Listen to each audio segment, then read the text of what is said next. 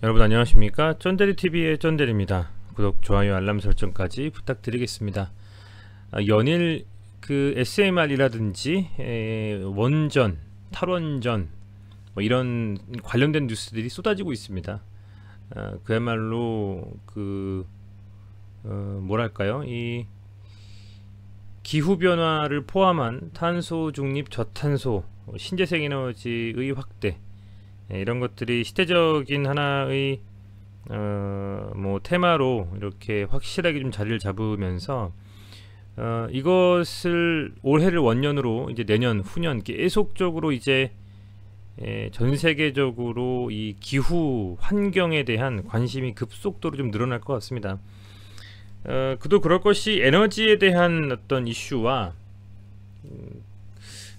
좀 이제 저탄소, 친환경이라는 것이 화두로 떠오르면서 뭐 전기차, 수소차 이런 그동안에는 상상만 하고 생각만 했던 것들이 현실로 이루어지고 있는 상황인 것 같아요. 이제 그러다 보니 과연 그것들을 이루어내는 데 있어서 이 원전의 역할이 어떻게 보여질 수 있느냐. 점점 우리나라를 제외한 많은 유수의 유럽 국가들은 뭐 전력난, 뭐 탄소 중립, 친환경, 신재생 에너지의 확대의 가장 기본이 되는 선행 뭐 지표라고 표현하기 좀 뭐하고요. 가장 기본이 되는 하나의 필요 충분 조건이 SMR을 포함한 각종 원전의 확대라고 판단하는 것 같습니다. 뭐 특정 언론사를 뭐 뭐랄까요, 이렇게 빼고 뭐 다 이렇게 한다라든지, 뭐 정치적인 이슈에 조금 이렇게 야당에 가깝고 여당에 가깝고 뭐 이런 신문사를 다, 언론사를 다 통틀어서 객관적으로 보더라도 현재 모든 언론사는 탈원전을 뭐 약하게 혹은 강하게 비판하고 있는 것 같습니다. 보시면 이제 뭐 헤드라인만 봐도 그럴 수 있는 게요. 탈원전, 유턴, 세계가 SMR에 주목하는 이유 하고 나서 쭉 이제 내용이 나오죠. 뭐 제가 다 읽어드리지 않아도 아마 여러 번 말씀을 드렸기 때문에 아마 다 아실 거고요. 영국에서도 프랑스처럼 이 소형 모듈 원자로에 투자하는 이런 기조가 지속되고 있는 것을 직접 이렇게 보실 수가 있습니다. 그죠? 그리고 미국 학계에서도 원전의 수명을 늘려서 기후위기를 대처하라, 뭐 이런 내용들로 나와 있고요.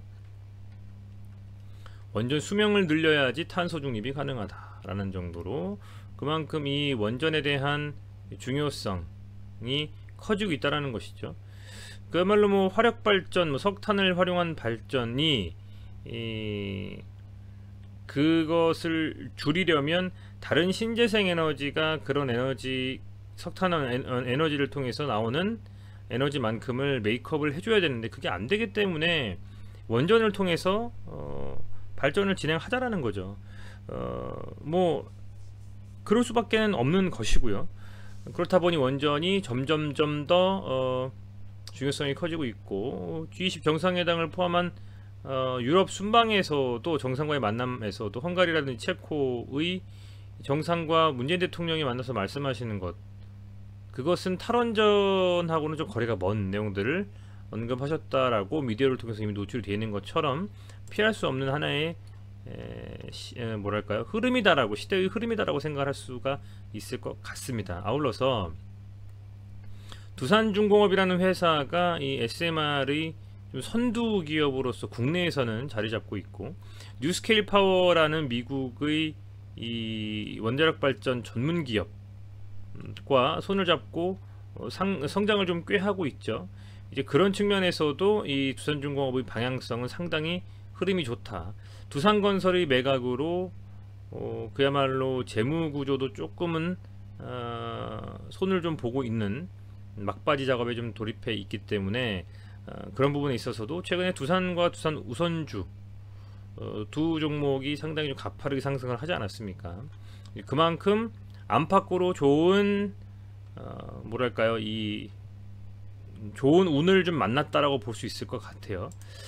거기에 국내에서 이 한수원 뭐 지난번에 국정감사 관심 있게 보신 분들은 아마 들으셨겠습니다만, 한수원의 정재훈 사장님께서는 연말에 좀 큰 수주건이 좀 기대해 볼 만한 게 있다라는 것과, 탈원전은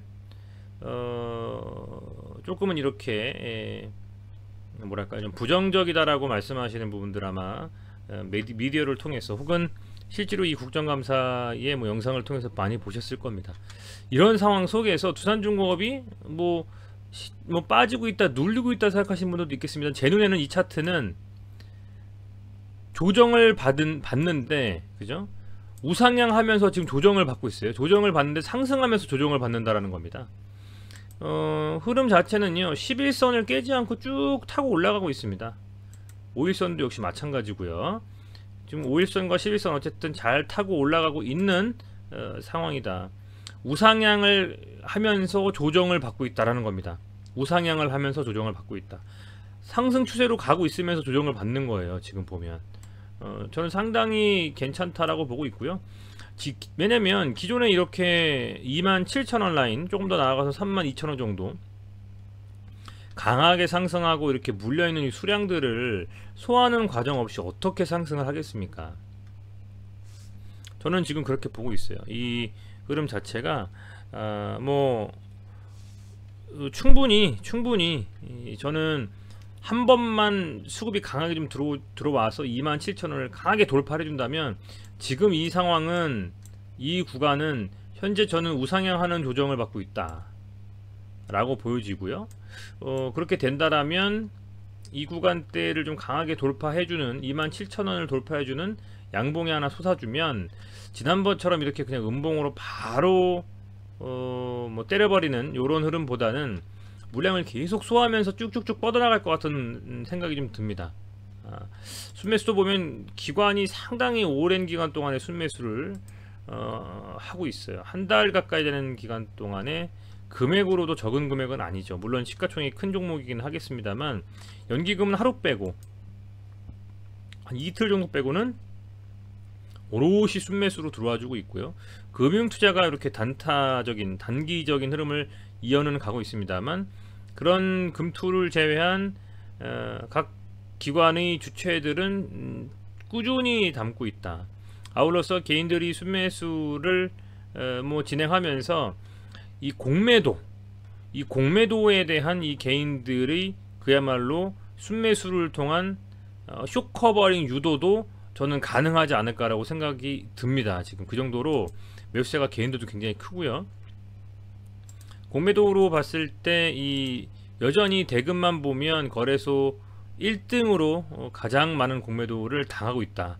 반면에요, 그렇다면 이 공매도가 만약에 주가가 굉장히 강하게 상승하면서 이게 쇼커버링이 들어와서 빨리 사서 갚아야 되는 상황으로 변해버린다면 엄청난 폭발력을 가질 수도 저는 있다라고 보고 있는 것이죠. 셀티온에서도 보셨을 거고요. 해외에서는 AMC라든지 블랙베리라든지 이런 회사에서도 그런 소위 말하는 서학 개미들의 어떤 또 미국 자체적으로 로빈훗 개미들의 강한 쇼커버링 밈 현상, 그죠? 그런 부분들 보셨을 겁니다. 그만큼 이 꾸준히 지금 두산중공업은 아주 공매도 타깃이 되고 있기 때문에 저는 개인적으로는 27,000원 라인을 돌파하고자 하는 세력, 개인 기관과 그 밑으로 누르고자 하는 외국인을 포함한 그 공매도의 흐름들이 맞붙으면서 지금 힘겨루기를 하고 있는 상황이 아니겠느냐라고 판단을 하고 있습니다. 다만 이제 대차 잔고를 통해서 우리는 공매도에 대한 선행 지표를 대차 잔고로 좀 보는 경우가 많이 있는데, 그 대차 잔고를 보면 잔고 수량이 조금은 아쉽게도 늘고 있습니다. 늘고 있어요. 그게 좀 아쉽지만 그만큼 아직은 그 강한 가파른 상승의 이 뭔가 흐름보다는 아무래도 이 구간대에서는 기존의 흐름들을 봤을 땐 눌리지 않겠느냐라고 생각을 좀 하는 것 같아요. 이 구간대를 정말 강하게 돌파해 줄 수 있느냐의 여부가 이 정말 두산중공업의 왕년의 이 주가, 그야말로 이 월봉상으로 봤을 때 이 왕년에 한 거의 15만원까지 제가 갔던 것으로, 있죠. 알고 있는데요. 15만원까지.